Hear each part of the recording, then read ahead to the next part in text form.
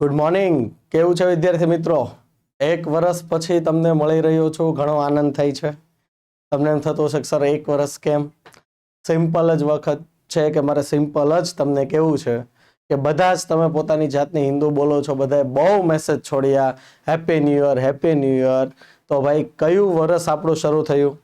ખાસ યાદ રાખવાનું છે, આપણું નવું વિક્રમ સંવત વર્ષ શરૂ થયું છે 2079. ખાસ યાદ રાખજો. અને હું ભગવાનને પ્રાર્થના કરીશ કે તમે બધા લોકો ઇંગ્લિશ કેલેન્ડર યર 2079 માં પણ જીવતા રહો, એટલું લાંબુ આયુષ્ય ભગવાન તમને આપે એવી શુભેચ્છા. આ વર્ષે તમે બધા જ જે એક્ઝામ માટે તૈયારી કરો છો એ બધી જ પોસ્ટ તમને મળી જાય એ બદલ પણ હું તમને શુભેચ્છા પાઠવું છું. તો ચલો નવા વર્ષમાં શરૂ કરીએ નવા અઠવાડિયાનું કરંટ અફેર્સ. આ કરંટ અફેર્સની વાત કરીએ તો આ સોમવારથી લઈને શનિવાર રાત સુધીનું છે, તો ત્યાં સુધીનું આપણે કરંટ જોવાનું છે. કરંટ ઘણા બધા છે, પણ એમાં પણ એક્ઝામમાં પૂછાઈ શકે તેવા ટોપિક આપણે કવર કર્યા છે. અને હવે વિદ્યાર્થી મિત્રો, કાલે શુક્રવારે દેવ દિવાળી જતી રહી છે. ફેસ્ટિવલ સિઝનમાંથી બહાર આવી જવાનું છે. તલાટીની એક્ઝામ પડી ગઈ છે, જીપીએસસીની તારીખ નજીક છે 1-2 ની, તો હવે લાગી જવાનું છે. બરાબર, તો ચલો શરૂ કરીએ આજનો પહેલો ટોપિક. ભારતના વધુ 2 દરિયા કિનારાને બ્લુ ફ્લેગ સર્ટિફિકેટ પ્રોવાઈડ કરવામાં આવ્યું છે. ભાઈ શું છે બ્લુ ફ્લેગ સર્ટિફિકેટ? તો બ્લુ ફ્લેગ સર્ટિફિકેટની જો હું તમને વાત કરું તો પહેલા જ તમને અહીંયા બેકગ્રાઉન્ડમાં તમને દેખાતો હશે કે દરિયા કિનારો છે, અહીંયા બીચ છે. તમે ગોવાને બધું જવાનું ઘણું વધારે પ્રિફર કરો છો. શું કામ? દરિયા કિનારો, ગોવાના બીચ. આજે ફોરેનરો પણ અહીંયા આવે છે, પણ આ બીચમાં તમે ફરવા જ શું કામ જાઓ છો? જેમ કે હું સુરતનો છું, હું તમને સુરતની વાત કરું. ભાઈ અમારા સુરતમાં બી ડુમસનો દરિયા કિનારો છે. હા, મૂળ અમે સુરતી લોકો ચાલો બધા જતા હશો ત્યાં. ફોરેનરો કેમ વિઝિટ કરવા નથી આવતા? કે આખા ગુજરાતમાંથી કેમ લોકો ત્યાં દરિયા કિનારે જતા નથી?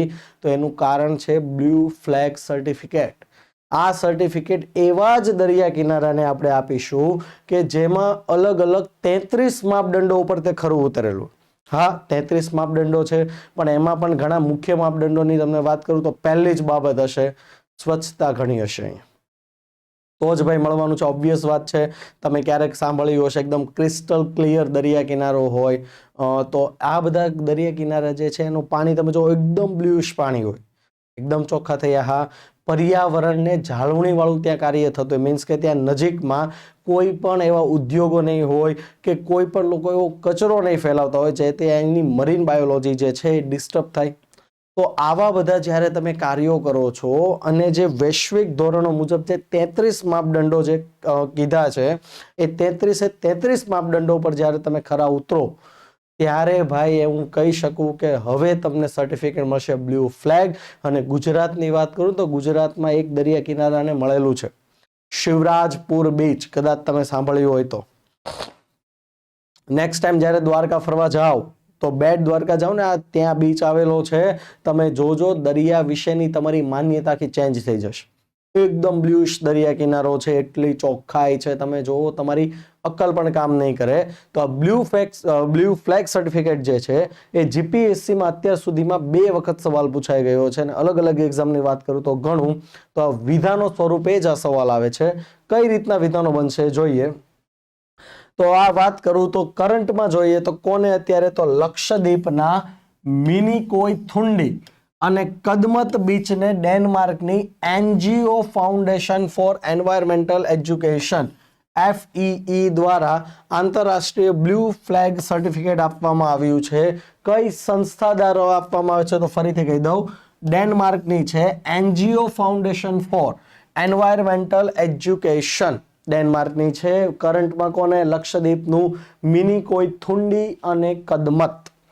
નવા 2 બીચના વધારા સાથે હાલ ભારતમાં આંતરરાષ્ટ્રીય બ્લુ ફ્લેગ પ્રમાણપત્ર ધરાવતા બીચની સંખ્યા કેટલી થઈ ગઈ છે? 12 થઈ ગઈ છે. ખાસ યાદ રાખવાનું છે. તો બ્લુ ફ્લેગ સર્ટિફિકેટ ધરાવનાર બીચ કયા? તો ઓફકોર્સ પહેલા આપણે શરૂઆત કરશું આપણે ગુજરાતથી જ. તો ગુજરાતમાં હમણાં જ આપણે જોયું શિવરાજપુર બીચ.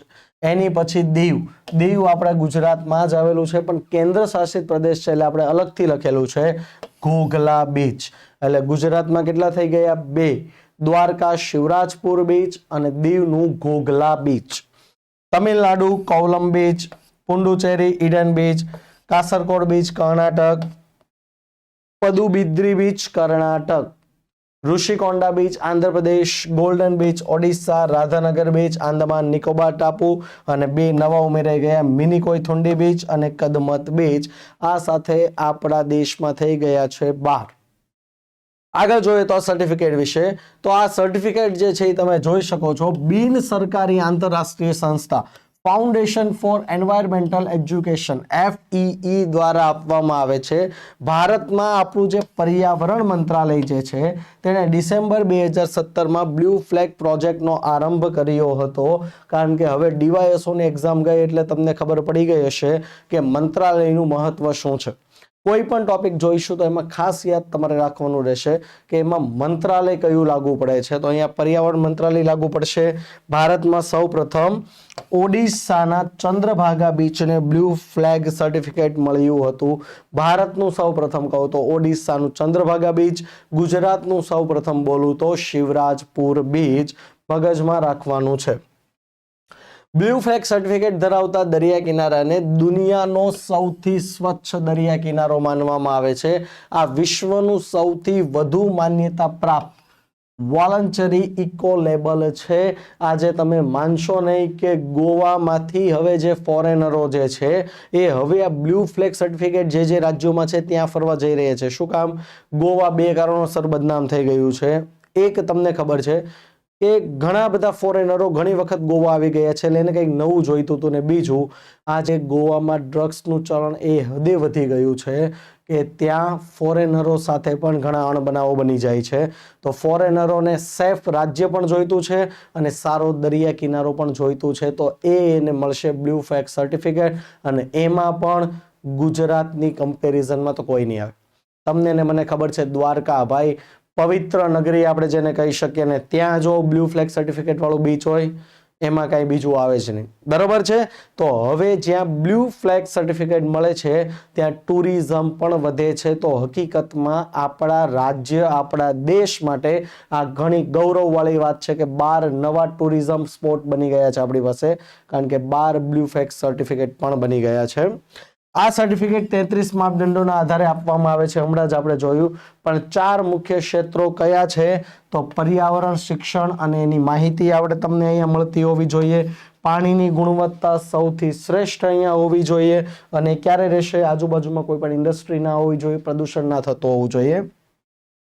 પર્યાવરણની જાળવણી અને તેનું પ્રબંધન અહીંયા બેસ્ટ લેવલનું હોવું જોઈએ ત્યારે તમને મળશે. અને છેલ્લે દરિયા કિનારા પર સુરક્ષા અને સેવાઓ, આ વસ્તુ તમને ખાસ મળવી જોઈએ. ખાલી એકલો સ્વચ્છ દરિયા કિનારો હોય અને હું એને બ્લુ ફ્લેગ સર્ટિફિકેટ આપી દઉં નહીં થાય. દરિયાઈ સુરક્ષા પણ જોવું પડશે, સેવાઓ પણ. કારણ કે ત્યાં લોકો ફરવા આવે છે તો એને બધી જ પ્રકારની સેવા મળતી હોવી જોઈએ. આ બધા માપદંડો પ્રિફર હોય અથવા રેડી હોય તો સર્ટિફિકેટ મળવા પાત્ર થશે. આ સર્ટિફિકેટ આપવાનો નિર્ણય ઇન્ટરનેશનલ જ્યુરી દ્વારા કરવામાં આવે છે કે જેમાં કોનો સમાવેશ થાય છે? તો યુનાઇટેડ નેશન્સ એન્વાયરમેન્ટ પ્રોગ્રામ એક આનું મેમ્બર હશે. United Nations World Tourism Organization UNWTO, ડેનમાર્કની ઓફકોર્સ સંસ્થા છે foundation for environmental education FEE અને international union for conservation of nature IUCN નો સમાવેશ થાય છે. એન્વાયરમેન્ટલ પ્રોગ્રામ, કારણ કે ભાઈ દરિયો જે છે, દરિયાની કિનારે આજુબાજુ તમને ખબર હશે જંગલો છે, આ છે, એટલે પર્યાવરણને લાગુ પડે. હા, ટુરિઝમ ઓર્ગેનાઇઝેશન શું કામ? મેં જ તમને કીધું એમ બ્લુ ફ્લેગ જાહેર કરીશું તો એ ટુરિઝમ સ્પોટ બનવાનું છે. તો ટુરિઝમમાં પબ્લિક આવશે તો એની સુખાકારી જોવાની છે, તો માટે ટુરિઝમ અને ડેનમાર્કની સંસ્થાએ જ શરૂ કરેલું છે તો એક તો મેમ્બર એનો રહેશે જ. અને IUCN નો સમાવેશ શું કામ? કારણ કે દરિયા કિનારે પણ તમને ખબર હોય તો ઘણી મરીન જીવસૃષ્ટિ રહેલી છે. તો આપણે આનું પણ ધ્યાન રાખવાનું છે. જેમ કે કોરલ આઇલેન્ડ ને આ બધું તમે બોલો, કોરલ રીફ, તો હકીકતમાં એક સજીવો છે. બરોબર છે. તો આ બધાનું જ દરિયા કિનારે પણ ઘણી બધી માછલીઓ જોવા મળે. તો આ ભાઈ ટુરિઝમ ડેવલપ કરવામાં એને ડિસ્ટર્બન્સ ના થવું જોઈએ માટે IUCN નો મેમ્બર પણ રાખવામાં આવ્યો છે. 4 છે, 4 ને આપણે આ રીતના યાદ રાખવાનું છે, તમને ક્લિયર થઈ જશે. આંતરરાષ્ટ્રીય બ્લુ ફ્લેગ સર્ટિફિકેશનની જેમ ભારત દ્વારા પોતાનું eco label beach environment and aesthetics management services કાર્યક્રમ લોન્ચ કરવામાં આવ્યો છે. એટલે આના પર્પસ પર શું થશે કે સરકાર પહેલા પોતાના ઇકો લેબલ બીચ જાહેર કરશે અને એની ઉપર વધારે ફોકસ કરીને તેને બ્લુ ફ્લેગ માટે નોમિનેટ કરવા માટે મોકલશે. બરોબર છે. એટલે સરકારને પણ ખબર પડે કયા બીચ પર મારે વધારે ફોકસ કરવાનું છે. આ બીમ્સ વિશેની જો વાત કરી દો, beach environment and aesthetics management services, તો આ બીમ્સ કાર્યક્રમ society of integrated coastal management અને કેન્દ્રીય પર્યાવરણ, વન અને જળવાયુ પરિવર્તન મંત્રાલય દ્વારા લોન્ચ કરવામાં આવેલો છે. અને આ કાર્યક્રમ જે છે એ ICZM એટલે કે ઇન્ટિગ્રેટેડ કોસ્ટલ ઝોન મેનેજમેન્ટ પરિયોજના અંતર્ગત આવે છે. બીમ્સ કાર્યક્રમનો ઉદ્દેશ્ય ઓબ્વિયસ વાત છે, સમુદ્ર કિનારા પર પ્રદૂષણ ન્યૂનતમ કરવું, સતત વિકાસની વૃદ્ધિ, પર્યાવરણીય રક્ષા તેમજ સુંદરતા માટે સેવા પૂરી પાડવાનો છે. તો જ આપણા દેશમાં દરિયા પણ સુરક્ષિત રહેશે, ટુરિઝમ વધશે, જેનાથી રોજગારી પણ મળશે, ઓવરઓલ દેશને ફાયદો થશે. FEE વિશે વાત કરું તો સ્થાપના 1981, પ્રકાર નોન ગવર્મેન્ટ ઓર્ગેનાઇઝેશન છે, NGO, મુખ્યાલય છે કોપનહેગન, ડેનમાર્ક, સભ્ય દેશો 77. ભારતમાં તેનું મુખ્યાલય તમે જોઈ શકો છો અમદાવાદ ખાતે આવેલું છે, કે જે સેન્ટર ફોર એન્વાયરમેન્ટ એજ્યુકેશન તરીકે ઓળખાય છે. ખાસ યાદ રાખવાનું છે, FEE નું ભારતમાં મુખ્યાલય અમદાવાદ ખાતે આવેલું છે. અને FEE એ દુનિયાની સૌથી મોટી પર્યાવરણ શૈક્ષણિક સંસ્થા છે અને તેના મુખ્ય 5 પ્રકારના પ્રોગ્રામ આખી દુનિયામાં ચાલે છે. પહેલું તો આપણે જોયું બ્લુ ફ્લેગ સર્ટિફિકેટ પ્રોવાઈડ કરે છે, બીજું આવશે ઇકો સ્કૂલ, ત્રીજું આવશે ગ્રીન કી, ચોથું આવશે યંગ રિપોર્ટર અને પાંચમું આવશે લર્નિંગ એબાઉટ ફોરેસ્ટ. તો આ થયું બ્લુ ફ્લેગ સર્ટિફિકેટ. હવે બીજા જે ન્યૂઝ જોવાના છે આપણે, એ ઘણા દુઃખદાયક ન્યૂઝ આપણે કહી શકીએ. તમે અહીંયા સ્ક્રીન પર ફોટો જોઈ શકો છો એમના સ્વર્ગવાસ તો થઈ ગયો છે, પણ હું એમને બસ એટલું જ કહેવા માંગીશ કે તમારો સ્વર્ગવાસ ભલે થઈ ગયો છે, પણ તમે તમારા કાર્યો થકી આજીવન અમર જ રહેવાના છો. આવા મહાન વ્યક્તિ એટલે કે સેવા સંસ્થાના સ્થાપક ઈલાબેન ભટ્ટનું નિધન થઈ ગયું છે. હવે તમને એમ થતું હશે કે સર નિધન તો ઘણા થાય, ઈલાબેન ભટ્ટને અમે જાણીએ પણ છીએ, પણ એમાં એટલું મહત્વ શું છે? જો એક વસ્તુ યાદ રાખવાની, નિધન તો દર વર્ષે હું તો એમ કહું રોજ લાખો થાય છે, પણ કોઈક વ્યક્તિ જ્યારે કોઈક એવા કાર્યો કરે છે કે ભાઈ એને જીવન પર્યંત યાદ રાખવાનું થાય ને, ત્યારે સમજવાનું કે નહીં, હકીકતમાં તેઓ લાઈફ જીવ્યા છે. કેમ? સિમ્પલ જ આની સેવા સંસ્થાની વાત કરું કે ભાઈ તેમનું યોગદાન શું છે, તો એમની યોગદાનની જો હું તમને વાત કરું તો એક વસ્તુ હું તમને કહેવા માંગુ કે તમે કદાચ તમારા નજીકમાં કોઈની ગરીબી જોઈ હોય તો તમે કેવી ગરીબી જોઈ હશે. અને હું તમને એમ કહું કે આ દુનિયામાં સાચા અર્થમાં સૌથી મોટું દુઃખ કોને કહેવાય? આવું તમને હું પૂછું તો તમે જવાબ શું? કોઈ કેમ કહેશે કે સર બધો જ પૈસો વેડફાઈ જાય, કોઈ કેમ કહેશે કે સર આપણે બરબાદ થઈ જઈએ, રસ્તા ઉપર આવી જાય.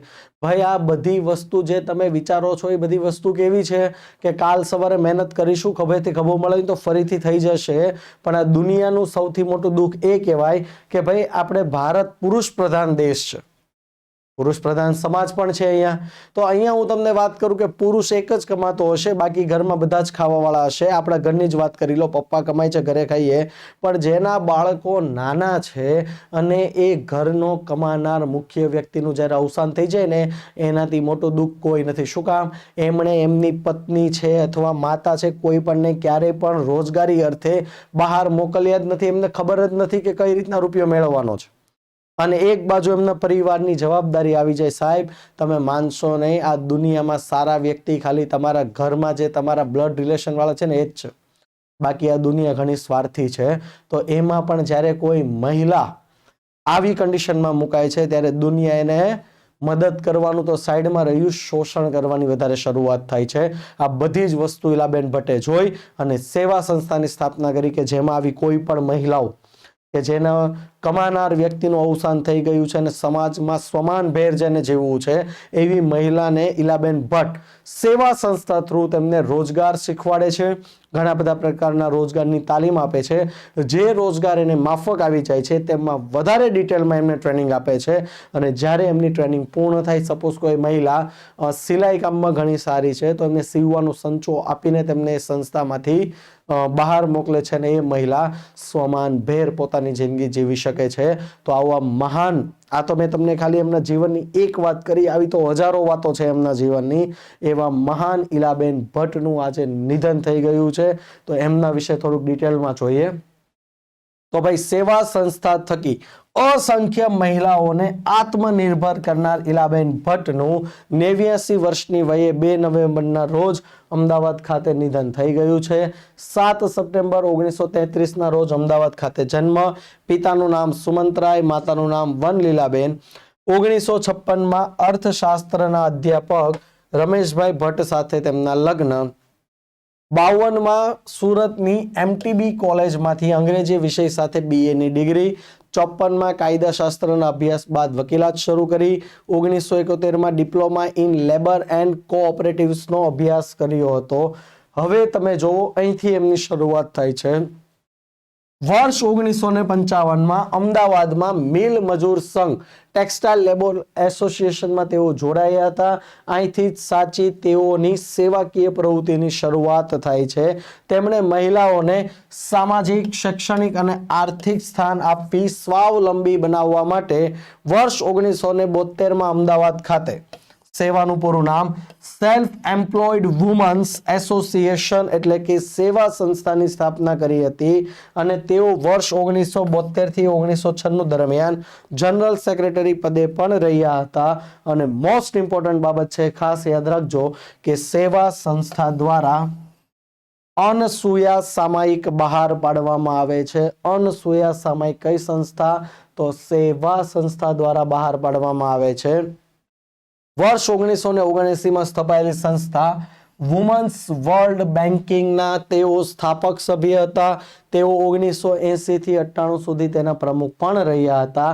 તેઓ રાજ્યસભાના મંત્રી તેમજ આયોજન પંચના સભ્ય તરીકે પણ સેવાઓ આપી છે. વર્ષ 2016માં તેઓ ગાંધી આશ્રમ ટ્રસ્ટના પ્રમુખ બન્યા હતા. સેવા કોઓપરેટિવ બેંકના તેઓ સ્થાપક સભ્ય પણ હતા. ટૂંકમાં જીવન દરમિયાન તેણે સેવાનું જ કાર્ય કરેલું છે અને આ બધી બાબતોને ધ્યાનમાં રાખીને વર્ષ 2015માં તેમને ગુજરાત વિદ્યાપીઠના કુલપતિ તરીકે તેમને નિમણૂક કરવામાં આવી હતી અને 2022 સુધી એટલે કે 7 વર્ષ 7 મહિના અને 12 દિવસ સુધી તેઓ ગુજરાત વિદ્યાપીઠના કુલપતિ તરીકે રહ્યા હતા. 22માં કુલપતિ હતા. તેમણે સામે ચાલીને રાજીનામું આપેલું છે. પોતાની તબિયત એમને બરોબર નહોતી લાગતી, નાદુરસ્ત રહેતી હતી તો રાજીનામું આપ્યું. તો અત્યારે ગુજરાત વિદ્યાપીઠના કોણ છે કુલપતિ? તો આપણા રાજ્યપાલ છે આચાર્ય દેવવ્રતજી. આ ગુજરાત વિદ્યાપીઠની સ્થાપના કરી હતી આપણા મહાત્મા ગાંધીએ 1920માં. એવી મહાન સંસ્થાના તેઓ કુલપતિ પણ રહી ચૂક્યા છે અને તેઓ ગુજરાત વિદ્યાપીઠના બીજા મહિલા કુલપતિ હતા. પ્રથમ કોણ હતા? સુશીલાબેન નાયર હતા. નેલ્સન મંડેલા, તમને ખબર છે કે જેને આપણે દક્ષિણ આફ્રિકાના ગાંધી પણ કહીએ છીએ, જેને આપણા દેશે ભારત રત્ન પણ આપ્યો છે, એવા નેલ્સન મંડેલાએ વર્ષ 2007માં ધ એલ્ડર્સ સંગઠનની સ્થાપના કરી હતી અને ઈલાબેન ભટ્ટ જે છે એ ધ એલ્ડર્સના ફાઉન્ડિંગ મેમ્બર્સમાંથી એક હતા. વિચાર કરો કે જે દક્ષિણ આફ્રિકાના ગાંધી કહેવાય છે તેઓ જે સંગઠનની સ્થાપના કરે એમાં પણ આમનું યોગદાન હતું. સ્થાપક સભ્ય હતા એટલે બહુ મોટી વાત કહેવાય. આમની નોંધ આખી દુનિયાએ લીધી હતી પણ બહુ દુઃખદ સાથે કહેવું પડે, કંઈક આપણા ગુજરાતીઓએ જ આમની નોંધ લીધી નથી. આજે પણ ગુજરાતમાં 10 વ્યક્તિને તમે ઉભા રાખો ને બોલશો ઈલાબેન ભટ્ટ કોણ, નહીં ખબર હોય. બરાબર? તો આ બધી વસ્તુ આપણા માટે જાણવી જોઈએ. આવા મહાન આત્માઓ આજે આપણી વચ્ચેથી વિદાય લઈ રહ્યા છે તો હું કહું તમે એને શ્રદ્ધાંજલિ આપવી હોય તો એક જ શ્રદ્ધાંજલિ છે કે તમારા નજીકમાં જો કોઈ મહિલા આવા દુઃખમાંથી પસાર થઈ રહ્યા છે એમને તમે ખાલી આ સેવા સંસ્થાનો રસ્તો બી બતાવી દેશો ને, એ બી ઈલાબેન ભટ્ટ માટે એક સાચી શ્રદ્ધાંજલિ છે. બરાબર છે. 2007 થી 2016 સુધી ઈલાબેન ભટ્ટે લૈંગિક અસમાનતા અને બાળ વિવાહ જેવા સામાજિક દૂષણો દૂર કરવા ધ એલ્ડર્સ સાથે કામ કર્યું હતું. આ બહુ ઇમ્પોર્ટન્ટ બાબત છે. હવે તેમના પુસ્તકો આપણે જોવાના છે. તો તેમના પુસ્તકો શ્રમ શક્તિ, દૂસરી આઝાદી, we are poor but so many, the story of self employed woman in India, આપણી શ્રમજીવી બહેનો, લારી યુદ્ધ અને અનુબંધ, બિલ્ડિંગ ઓફ 100 માઇલ કોમ્યુનિટીઝમાં તેમની વૈચારિક પરિપક્વતા અને સેવાકીય પ્રવૃત્તિ દ્વારા નારી સશક્તિકરણ માટેના પ્રયત્નો દ્રષ્ટિગોચર થાય છે. તેમના દ્વારા લખાયેલ અંગ્રેજી પુસ્તકો ગુજરાતી, હિન્દી, ઉર્દુ, ફ્રેન્ચ અને તમિલ ભાષામાં પણ અનુવાદિત થયા છે. તો વિચાર કરો કઈ કક્ષાના એમણે પુસ્તકો લખેલા હશે અને વાંચવા જોઈએ કે તેમના વિચારો તમને ખબર પડે. ઈલાબેન ભટ્ટના મળેલા પુરસ્કારોની વાત કરું તો રેમન મેગ્સેસ એવોર્ડ જે છે, આ રેમન મેગ્સેસ એવોર્ડ વર્ષ 1977 મળ્યો હતો.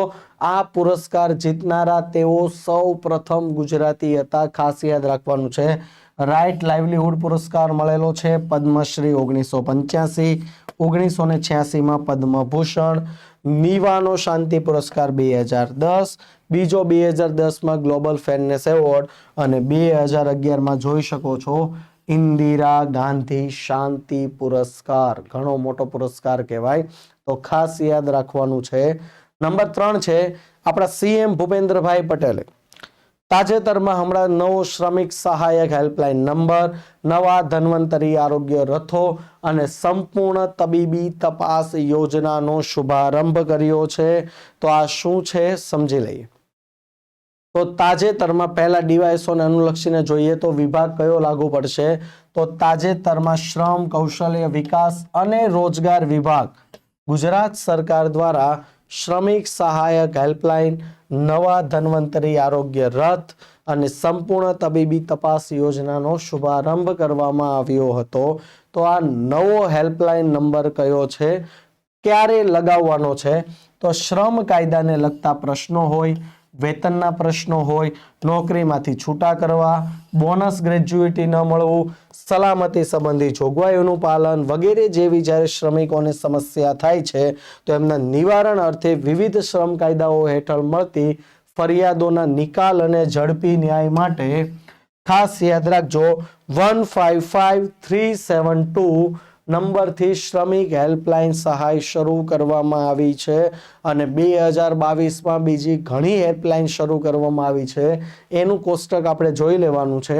એનું કોષ્ટકની જો વાત કરું તો 2022 હમણાં ગુજરાત સરકારે 1916 નામે હેલ્પલાઇન શરૂ કરેલી છે. આ શું છે? તો ગુજરાતમાં પીવાના પાણી સંબંધિત તમને કોઈ પણ પ્રશ્ન હોય, તમને ખબર નથી ક્યાં ફરિયાદ કરવી, બેઝિઝક આ ટોલ ફ્રી નંબર ઉપર તમે કોલ કરી શકો છો. બીજો આવશે 1926. શું છે? તો ગુજરાતમાં જંગલોને લગતી તમારે કોઈ પણ ફરિયાદ હોય તો એના માટે આ ટોલ ફ્રી નંબર જાહેર કરેલો છે. કારણ કે એક વસ્તુ છે, સરકારને તો ખબર જ છે કે ભાઈ જંગલમાં ભયજનક હદે દર વર્ષે ઘટાડો થઈ રહ્યો છે, પ્રાણીઓના શિકાર થઈ રહ્યા છે. સરકારે એના માટે ઓફિસરોની નિમણૂક કરેલી છે.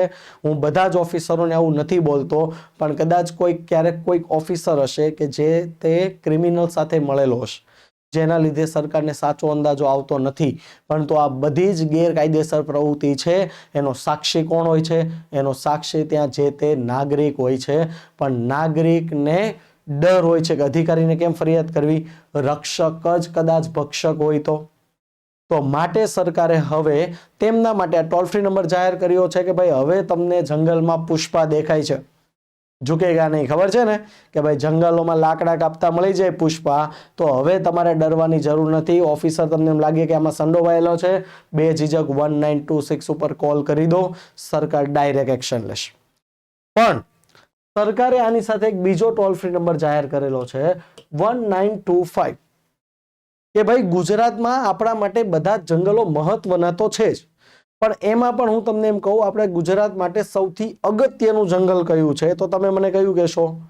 ઓફકોર્સ ગીરનું જંગલ જ, કારણ કે આખા એશિયા ખંડમાં માત્ર એક જ જગ્યાએ એશિયાટિક સિંહો જોવા મળે છે, ગીરનું જંગલ. તો ગીરનું જંગલ તો આપણા ગુજરાતના બીજા જંગલો કરતા આપણા માટે વધારે અગત્યનું છે. તો આ જંગલ માટે સરકારે સ્પેશિયલી અલગથી ટોલ ફ્રી નંબર જાહેર કર્યો 1925. એટલે કે ભાઈ તમે જે જિલ્લામાં રહો છો એ જિલ્લામાં કોઈ પણ જંગલમાં તમને પ્રોબ્લેમ હોય તો 1926, પણ ગીરના જંગલ રિલેટેડ કંઈ પણ ફરિયાદ હોય, કારણ કે ત્યાં કદાચ સિંહનો શિકાર થતો હોય, કોઈ ગેરકાયદેસર બીજી પ્રવૃત્તિ થાય. હમણાં 86 વર્ષ પછી ત્યાં આપણે ચિલોતરા પક્ષીઓ મૂકેલા છે, તે પણ ઘણા કિંમતી છે. તો આવું કંઈ પણ દેખાય ત્યારે સરકારને ત્વરિત એક્શન લેવાના હોય, તો એના માટે અલગથી ટોલ ફ્રી નંબર છે.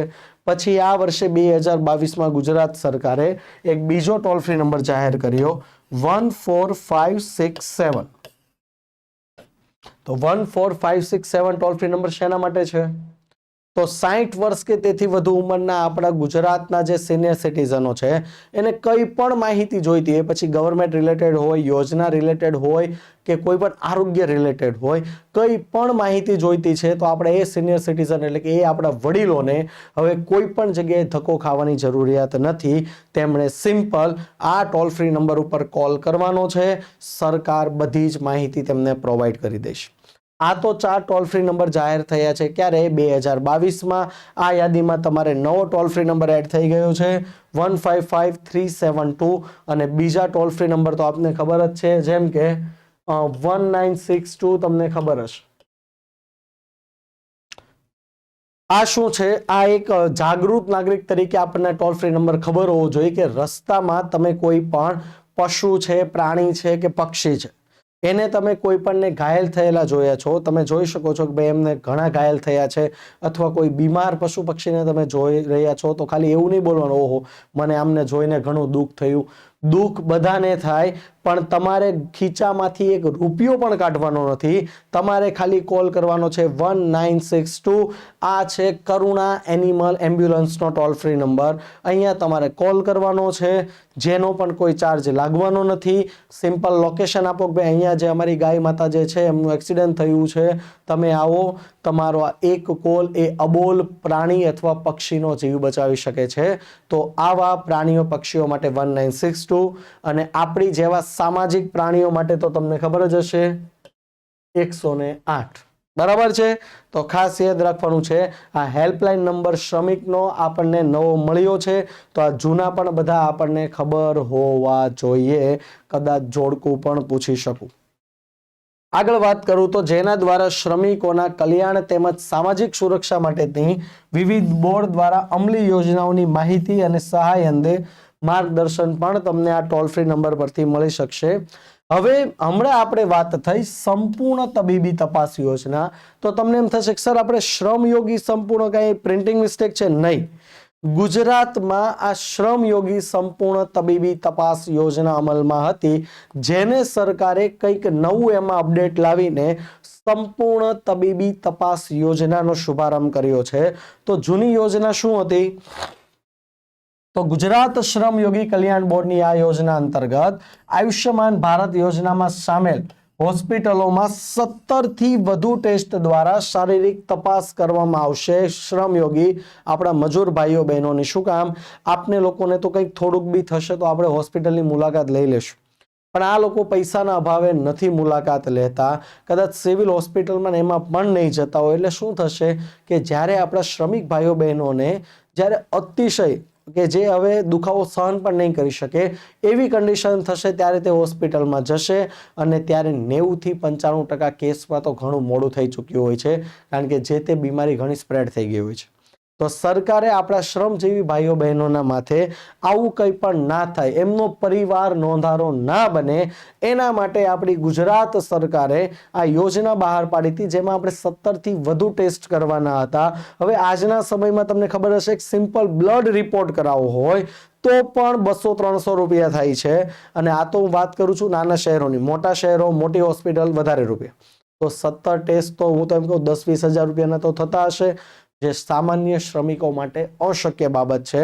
તો અહીંયા ગુજરાત સરકારે શું કીધું છે કે ભાઈ આ 17 થી વધુ ટેસ્ટ જે છે એ ગુજરાત સરકાર ખાલી 1000 રૂપિયામાં કરી આપશે લાભાર્થીને.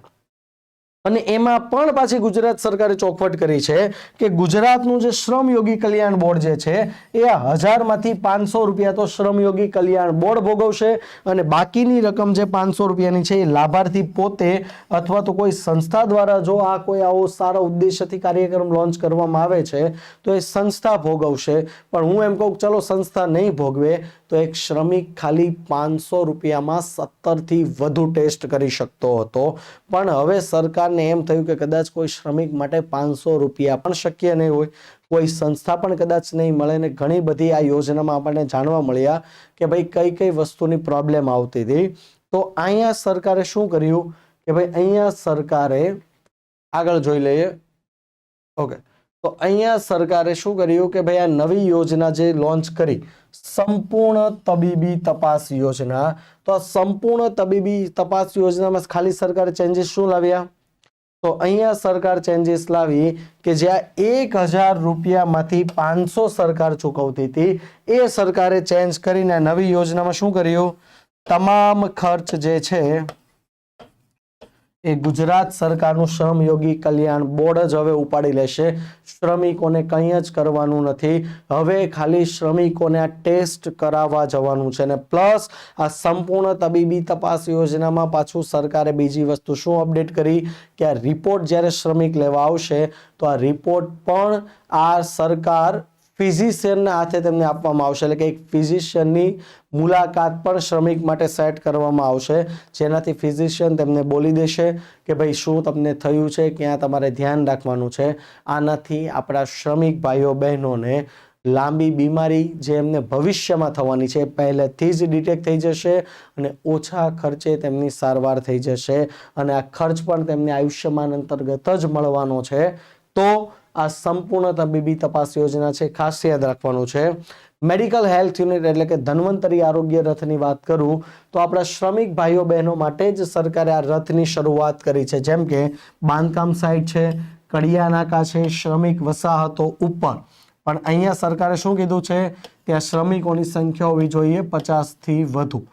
તો સરકાર દ્વારા આરોગ્યલક્ષી નિઃશુલ્ક પ્રાથમિક તબીબી સેવાઓ ઉપલબ્ધ કરાવવા માટે આ ધન્વંતરી આરોગ્ય રથની શરૂઆત કરવામાં આવે છે. આવી બધી વસાહતો પર શ્રમિકો હોય પણ કેટલા 50 થી વધુ. તો આ ધન્વંતરી આરોગ્ય રથ સામે ચાલીને તમારી પાસે આવશે. 50 થી વધુ સંખ્યા નથી તો તમારે એમની પાસે જવું પડશે. તો આ ધન્વંતરી આરોગ્ય રથ નિઃશુલ્ક જ પ્રાથમિક તબીબી સેવાઓ તમને આપશે. પણ એમાં કેવી પ્રાથમિક તબીબી સેવાઓ?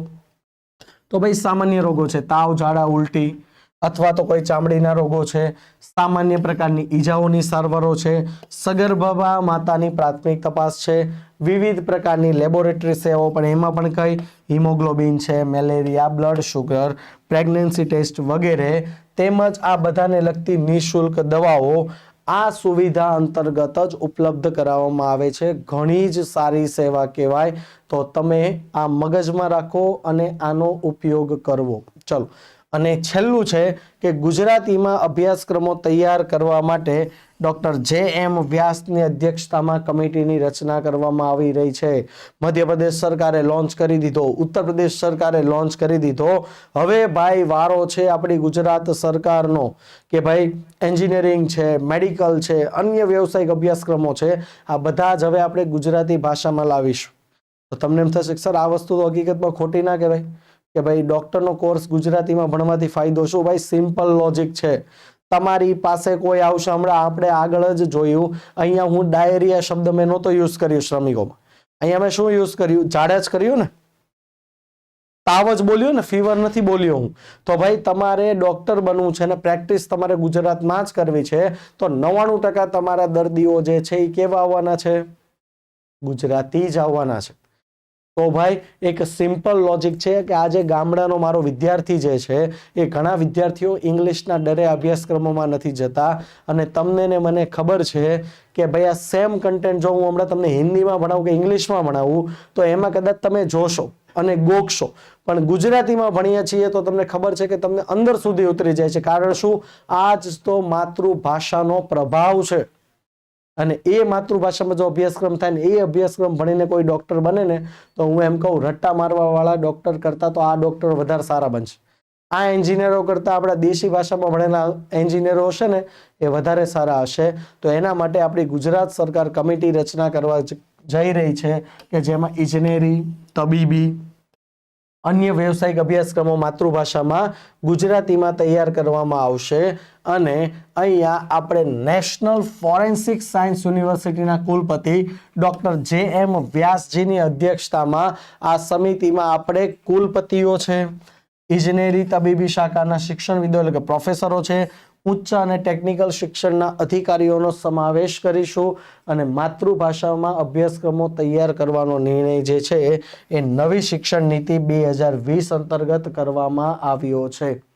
તો આ અઠવાડિયાના આ મહત્વના કરંટ અફેર્સ હતા. કરંટ અફેર્સ ઘણા હતા પણ આપણી એક્ઝામમાં પૂછાઈ શકે તેવા અગત્યના હતા. બાકી તમારે વધારે ડિટેલમાં આપણા કરંટ અફેર્સ જોવા છે અથવા વાંચવા છે તો દર મહિને આપણું આ મેગેઝિન આવે જ છે. આ લેટેસ્ટ મેગેઝિન છે. તલાટીની એની એક્ઝામ પડી ગઈ છે, જીપીએસસીની એક્ઝામ પડી ગઈ છે. તો 4-5 મહિનાનું કરંટ અફેર્સ વાંચવું ઘણું અગત્યનું છે. સમય ઓછો છે તો તમે આપણું મેગેઝિન પણ પરચેસ કરી શકો છો. બાકી તો બીજા ઘણા બધા અલગ અલગ આપણી બુકો આવી જ છે. હમણાં લેટેસ્ટ બુકની વાત કરીએ તો ફોરેસ્ટ ગાર્ડ માટે આપણે વન રક્ષકની બુક લોન્ચ કરી દીધી છે. પર્યાવરણની ટૂંક સમયમાં આવવાની છે અને ગુજરાતની ભૂગોળ પણ ટૂંક સમયમાં આવવાની છે. તો આ વીક માટે અહીંયા સુધી રાખીએ. બાકી નવા અઠવાડિયે નવા જોશ સાથે ફરીથી મળીએ. ત્યાં સુધી બધા જ વિદ્યાર્થીઓને બેસ્ટ ઓફ લક. બરાબર, તૈયારી પર ફોકસ રાખો. ચાલો મળીએ.